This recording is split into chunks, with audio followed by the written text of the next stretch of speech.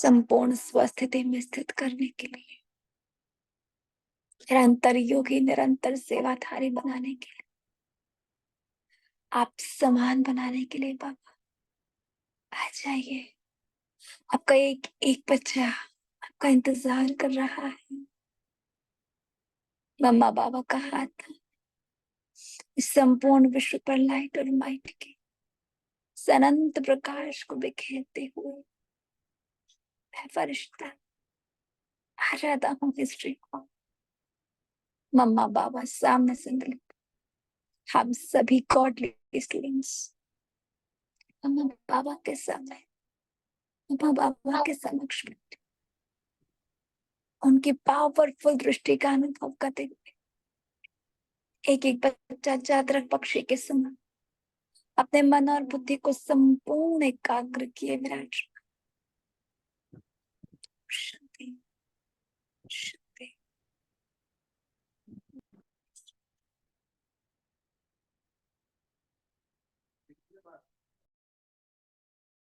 शुक्रिया मेरे मीठे बाबा, दिल से शुक्रिया। आप सभी फरिश्तों का दिल से शुक्रिया। शांति। आज हम सभी अव्यक्त मुरली सुनेंगे। हमने कल जो अव्यक्त मुरली कंटिन्यू की थी 14 मई 1977 की, स्वमान और फरमान, इसी मुरली को आगे कंटिन्यू करते हैं। एक सेकेंड।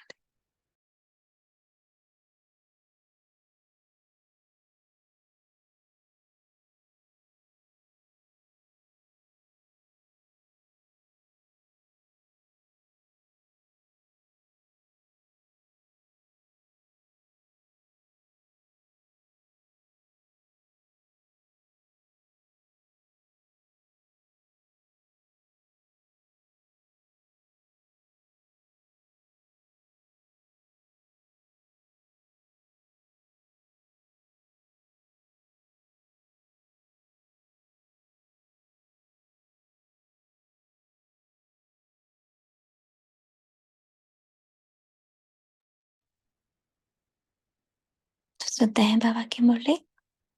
कल बाबा ने क्या कहा था, एक बार उसको रिवाइज करते हैं, फिर आगे चलेंगे।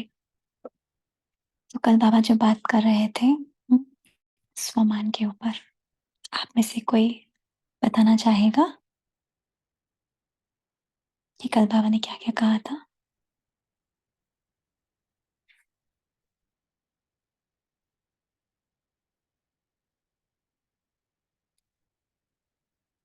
तो कल बाबा कह रहे थे कि स्वयं भाग्य विधाता बाप हम बच्चों का भाग्य का सुमरन करते हैं। स्वयं भगवान हमारे भाग्य को बनाता है और पूरे कल्प के अंदर ऐसा श्रेष्ठ भाग्य मैं आत्मा सिर्फ इस संगम युग पर प्राप्त करती हूँ, है ना? तो क्या आप बच्चे इसी स्मृति में, इसी स्वमान में, इसी नशे में रहते हो? बाबा ने कहा अपने आप को इसी नजर से देखते हुए, समझते हुए चलते हो? बाबा ने कहा यही है स्वमान में स्थित होना। तो बाबा कह रहे थे कि बच्चे अपने मन, वचन, कर्म तीनों में ध्यान रखो, है ना? एक तो सदा स्वमान में रहना है, दूसरा हर कदम में फरमान पर चलना है, और तीसरा बाबा ने कहा साथ साथ सर्व के संपर्क में आते हुए सबको सम्मान देना है ना? बाबा ने आगे जो बात कही थी कि स्वमान में स्थित होने से सदा विघ्न विनाशक स्थिति में होंगे। हाँ? स्वमान क्या है ये तो आप जानते ही है ना।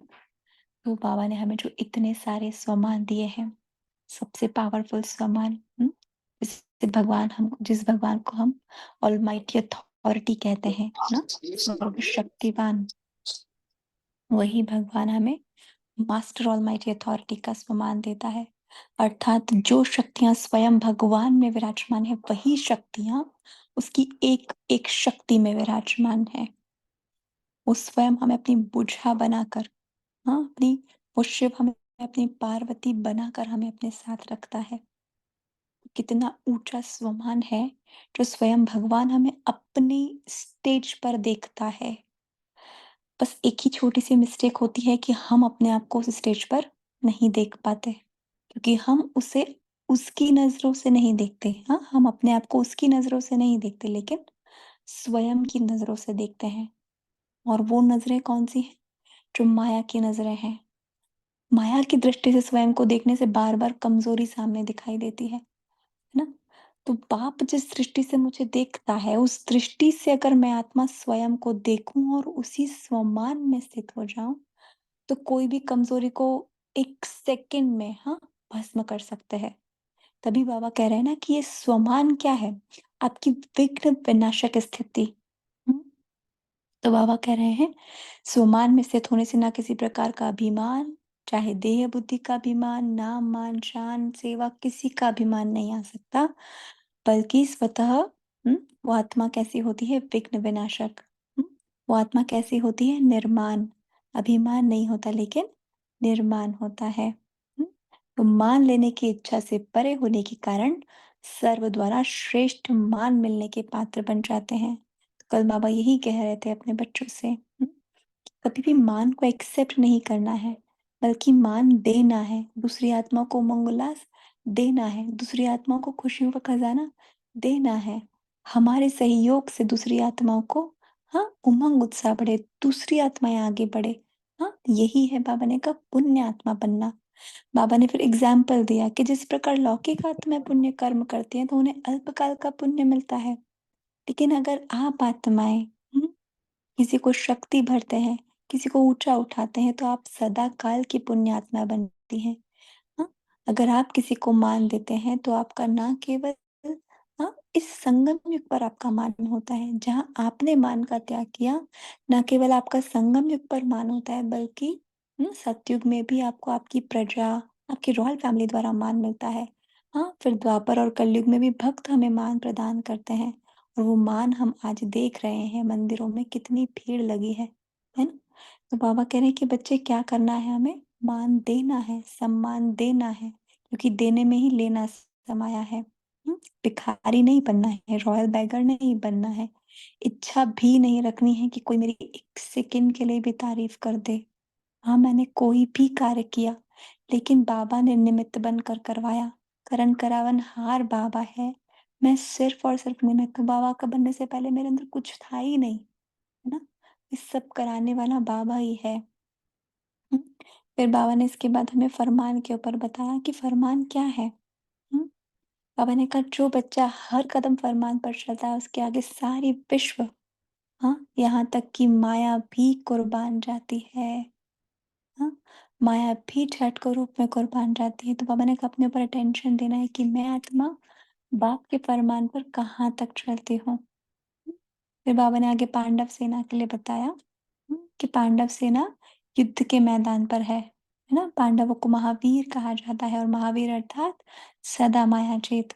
महावीर कभी माया से घबराते नहीं है, लेकिन क्या करते हैं? चैलेंज करते हैं। किसी भी रूप से माया आए, लेकिन परखने की शक्ति से माया को परखते हुए विजयी होंगे। हुँ?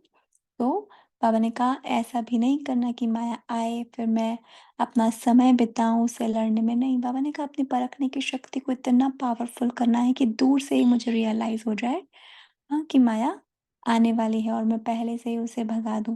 फिर बाबा ने जो एग्जाम्पल दिया था ना कि साइंस का, जैसे पहले ही प्रकृति की आपदाओं के बारे में पता पड़ जाता है, तो पहले ही गवर्नमेंट सारी सुरक्षा कर लेती है, तो उसी प्रकार आप भी साइलेंस की शक्ति वाली, हाँ, साइलेंस पावर वाली आत्माएं हो, त्रिकालदर्शी आत्माएं हो, तीनों काल को देख सकती हो। फिर बाबा ने पूरा त्रिकालदर्शी एक्सप्लेन भी किया, हाँ, कि त्रिकालदर्शी अर्थात क्या, जो अभी वर्तमान में माया कैसे आ रही है, अभी क्या बात है, पहले किस रूप में आई थी और उसे अब समाप्त कैसे करना है।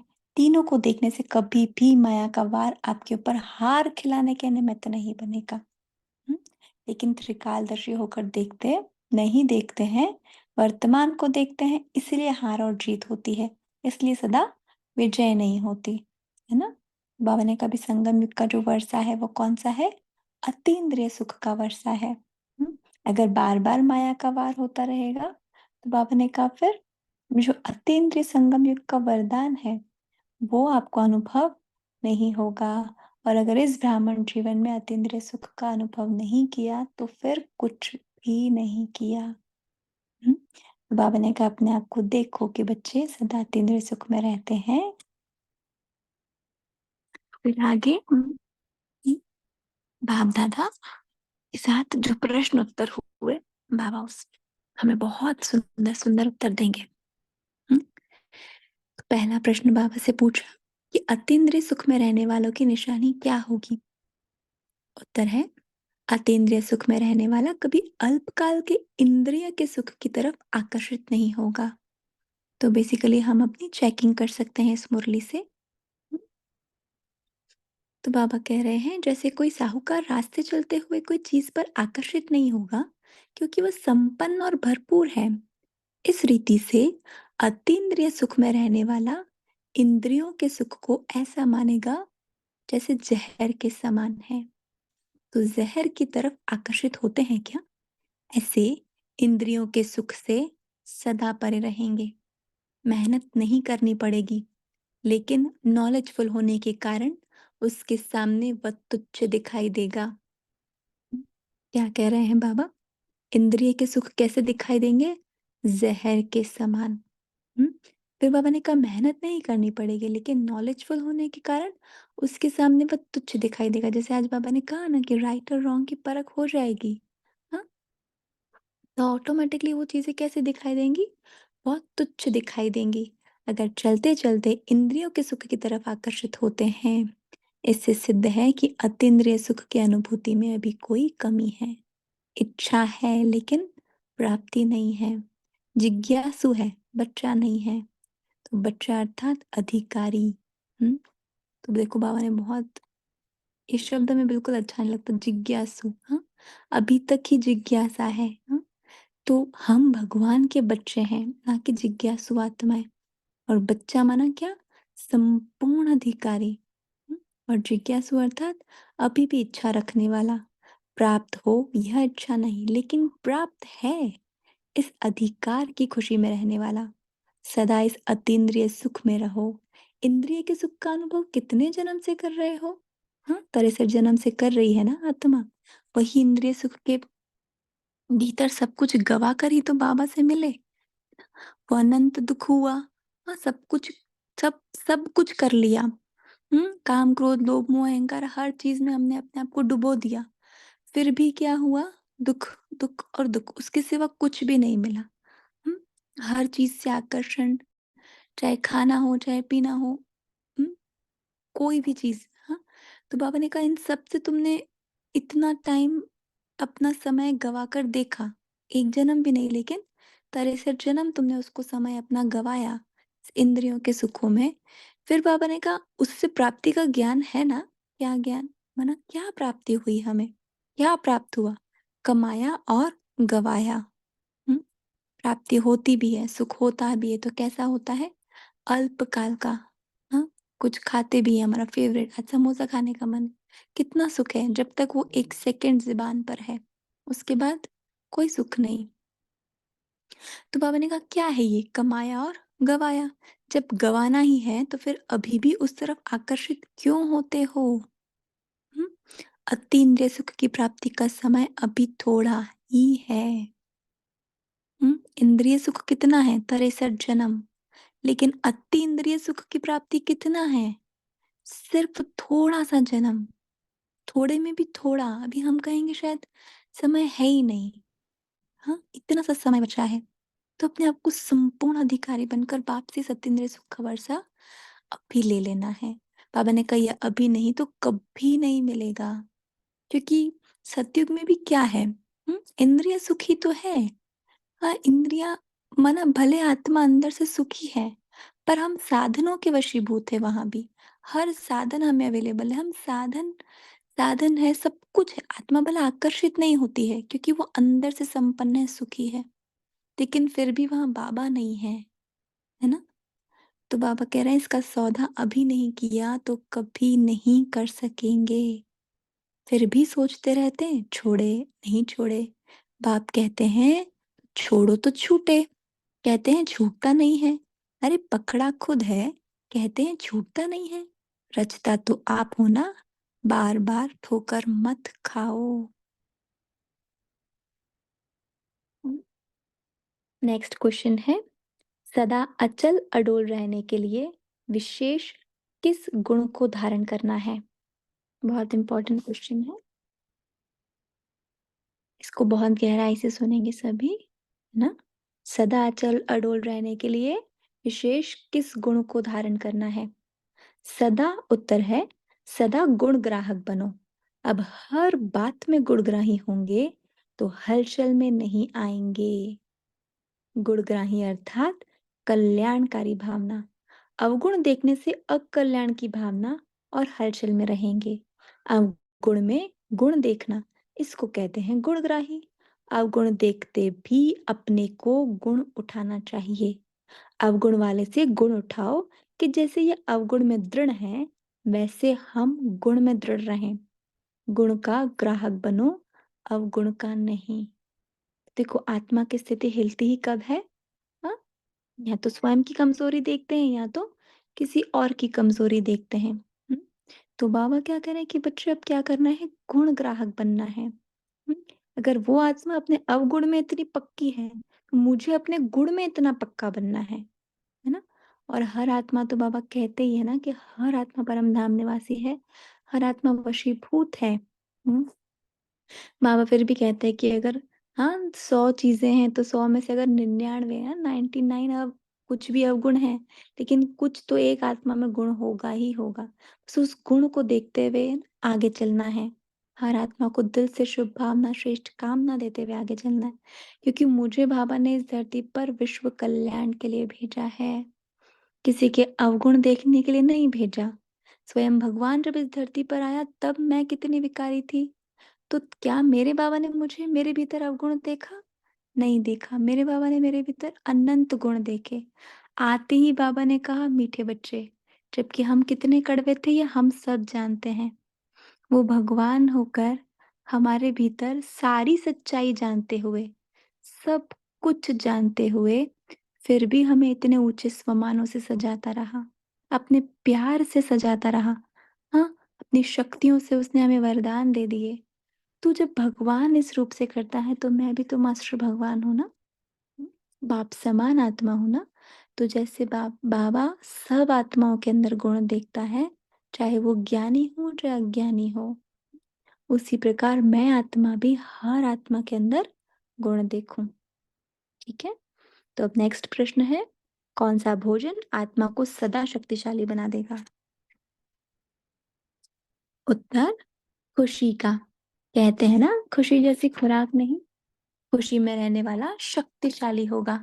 ड्रामा की ढाल को अच्छी तरह से कार्य में लाने से सदा खुश रहेंगे, मुरझाएंगे नहीं। अगर सदा ड्रामा ही स्मृति में रहा तो कभी भी मुरझा नहीं सकते। सदा खुशी बुद्धि तक, नॉलेज के रूप में नहीं। कोई भी दृश्य हो, अपना कल्याण निकाल लेना चाहिए तो सदा खुश रहेंगे। हम्म बाबा क्या कर रहे हैं? कोई भी दृश्य हो, उसमें क्या है? मुझ आत्मा का कल्याण समाया हुआ है। हम्म चाहे घर में कैसी भी परिस्थिति हो, कैसी भी आत्माएं हैं, कुछ भी है, लेकिन इन्हीं आत्माओं के बीच में रहते मुझे अपनी संपन्नता को प्राप्त करना है ना? ड्रामा की स्मृति इतनी परफेक्ट रहे कि ड्रामा में ब्राह्मणों के लिए अकल्याण है ही नहीं, कल्याण ही समाया है। हम्म हर बात में कल्याण है। बस इसी दृष्टि से अगर हम हर चीज देखेंगे तो आत्मा क्या रहेगी? सदा खुश रहेगी। हम्म क्योंकि बाबा कह रहे हैं खुशी जैसी कोई खुराक नहीं, खुशी में रहने वाला सदा शक्तिशाली होगा, है ना? तो इसके लिए सबसे अच्छी, बाबा जो हमें सबसे अच्छा ज्ञान देता है वो ड्रामा की ढाल है, कि ड्रामा एक्यूरेट है, ड्रामा परफेक्ट है। इस ड्रामा को स्वयं वो डायरेक्टर ने क्रिएट किया है।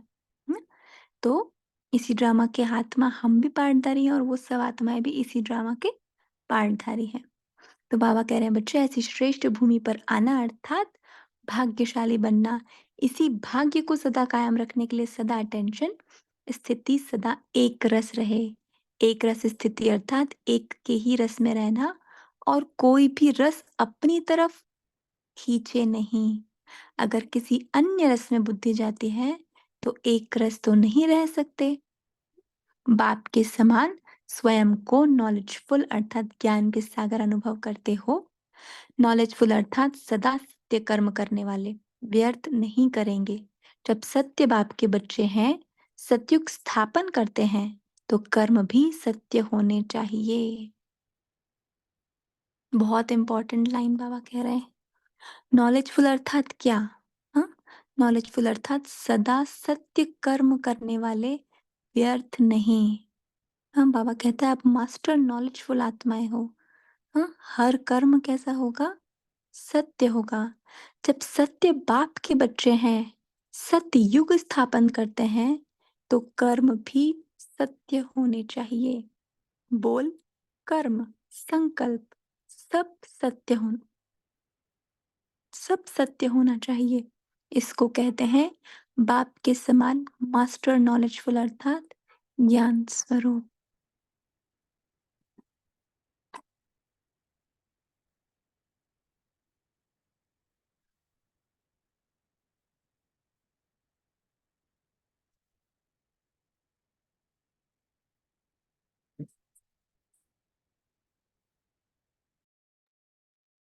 तो फिर यहाँ हमारी मुरली समाप्त होती है। अभी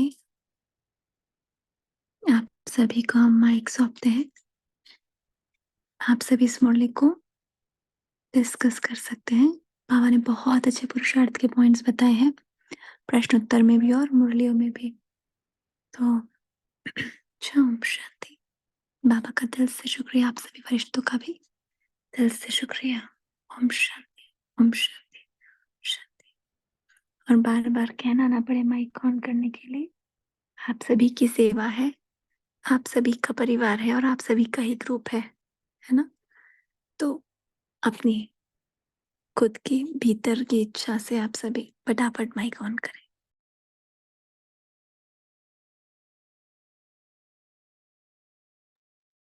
ओम शांति। बाबा कहते हैं खुशी जैसी कोई खुराक नहीं, खुशी में रहने वाला शक्तिशाली होगा।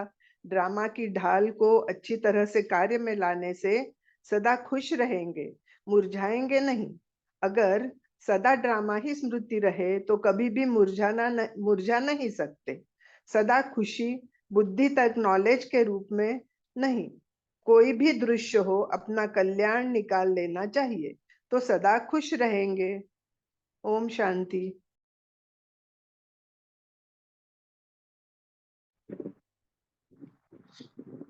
ओम शांति।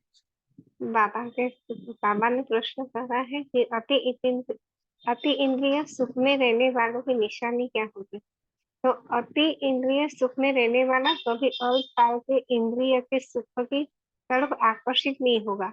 जैसे कोई साहूकार रास्ते चलते हुए कोई चीज पर आकर्षित नहीं होगा, क्योंकि वह संपन्न है, भरपूर है। तो इसी रीति से अति इंद्रिय सुख में रहने वाला इंद्रियों के सुख को ऐसे मानेगा जैसे जहर के समान। तो जहर की तरफ आकर्षित होते हैं क्या? तो ऐसे ही इंद्रियों के सुख से सदा परे रहेंगे, मेहनत नहीं करनी पड़ेगी। ओम शांति।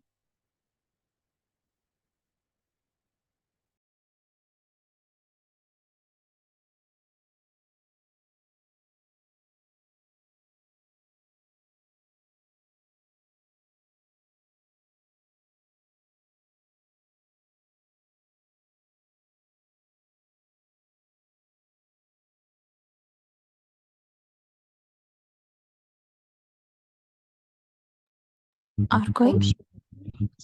ओम शांति। बाबा ने पूरी मुरली स्वमान और फरमान पर चलाई है। ये शायद पहले भी हमने पढ़ी है ना, आपने जब सेवा दी थी तब। तो बाबा ने इसमें कहा कि भविष्य नई दुनिया में ऐसा भाग्य प्राप्त नहीं होगा, है ना, सदा शक्तिशाली अनुभव कर सकते हो। तो बाबा ने कहा जो जितना बाप बाप बच्चों को श्रेष्ठ भाग्यशाली समझते हैं, उतना ही हर एक स्वयं को समझते हुए चलते हो। ये भी हमारा स्वमान है कि मैं कौन, मैं श्रेष्ठ भाग्यशाली आत्मा। बाबा ने कहा कि इसी को कहा जाता है स्वमान में स्थित होना, है ना, कि उस स्वमान का नशा हमें रहना चाहिए। कि जैसा बाबा कह रहे हैं कि भविष्य नई दुनिया में भी ऐसा भाग्य प्राप्त नहीं होगा। तो जितना बाप बच्चों को श्रेष्ठ भाग्यशाली समझते, उतना हर एक स्वयं को समझते हो। मन वचन कर्म तीनों में ध्यान रखना है। तो बाबा ने कहा एक तो सदा स्वमान में रहना, दूसरा हर कदम बाप के फरमान पर चलना। स्वमान और फरमान, इन दो बातों का ध्यान रखना है। तो बाबा ने कहा कि स्वमान में स्थित होने से सदा विघ्न विनाशक स्थिति में स्थित होंगे। स्वमान क्या है, बाबा कह रहे हैं उसको अच्छी तरह से जानते हो, बाप की महिमा है वही आपका स्वमान है। कितनी बड़ी बात बाबा ने बोला कि जो बाप की महिमा वही आपका स्वमान है। सिर्फ एक महिमा भी स्मृति में रखो तो स्वमान में स्थित हो जाएंगे। बाबा ने कहा कि स्वमान में स्थित होने से किसी भी प्रकार का अभिमान, देह का, बुद्धि का अभिमान, नाम मान शाम का अभिमान, सेवा का अभिमान, विशेष गुणों का अभिमान, सब स्वतः समाप्त हो जाएंगे, है ना, और सदा विघ्न विनाशक होते जाएंगे। बाबा ने कहा स्वमान यानी सदा निर्माण, अभिमान नहीं लेकिन निर्माण, स्वतः ही सदा मान मिलता रहेगा। जो स्वमान में होंगे, मान लेने की इच्छा से परे हो जाएंगे। श्रेष्ठ मान मिलने का पात्र बन जाता है। ये बाबा ने कहा इसके लिए ये अनादि नियम है ना। बाबा ने जैसे अनादि आत्मा है ना, तो ये भी अनादि नियम है। बाबा ने एक स्टैंप लगाया इस बात के लिए कि ये होना ही है। बस हमें क्या करना, हमें स्वमान पे स्थित होना। जैसे बाबा ने कहा ना कि जो बाप की महिमा वही आपका स्वमान। बाबा ने कहा कि जो स्वमान में स्थित रहता है, सर्व द्वारा मान मांगने से नहीं मिलता, लेकिन सम्मान देने से, स्वमान में स्थित होने से। बाबा ने कहा प्रकृति की दासी बनेगी, स्वमान के अधिकारी भी बनेंगे। स्वमान के अधिकारी रूप में भी मान प्राप्त होगा। मान के त्याग से सर्व के मान्य बनने का अधिकार, भाग्य प्राप्त होता है। जैसे स्वमान में स्थित रहने वाले का सिर्फ एक जन्म में मान नहीं होता, लेकिन सारे कल्प में, आधा कल्प अर्थात राजाई परिवार और प्रजा द्वारा मान प्राप्त होता है, आधा कल्प भक्तों द्वारा मान प्राप्त होता है। इतने जो लास्ट जन्म में चैतन्य रूप में अपने प्राप्त हुए, मान के प्रारब्ध को स्वयं ही देखते हो। अच्छा, ओम शांति।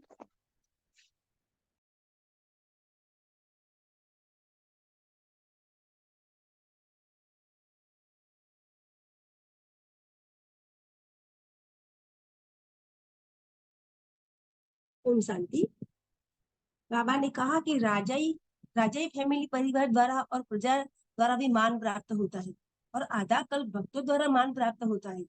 इतने तब जो लास्ट जन्म में चैतन्य रूप में अपने प्राप्त हुए मान की प्रारब्ध को स्वयं ही देखते हो। चैतन्य अपने जड़ चित्रों के देखते हो ना, तो सारे कल्प में प्राप्त हुए मान का आधार क्या? बाबा ने कहा मान का आधार क्या हुआ? अल्पकाल के विनाशी मान का त्याग नहीं, त्याग अर्थात हम अल्पकाल के विनाशी मान का त्याग अर्थात स्वमान में स्थित हो, निर्माण बन सम्मान देना है। यही देना ही लेना बन जाता है।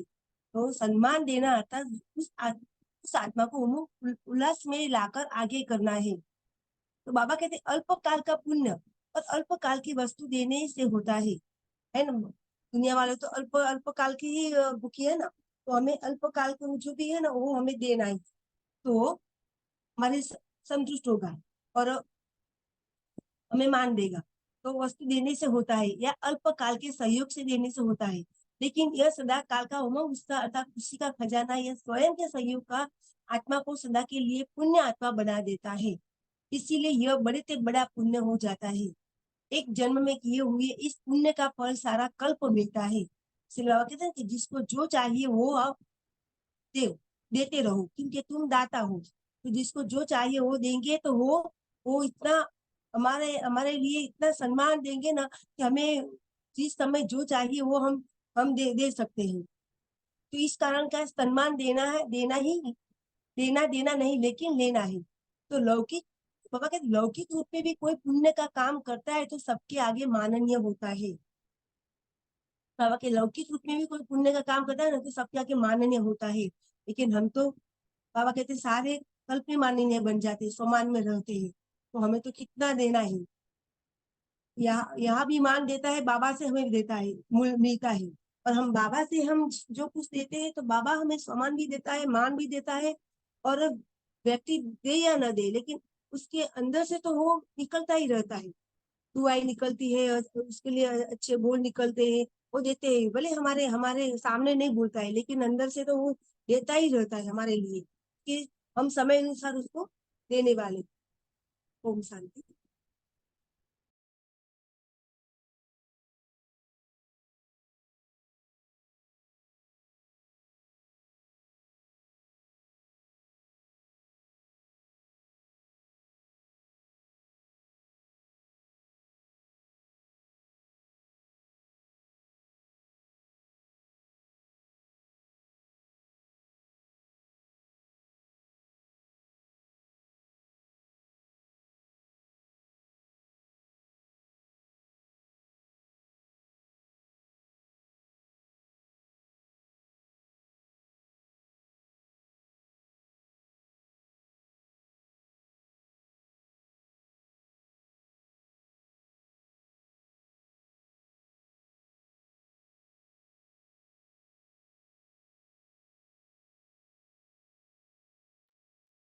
और कोई?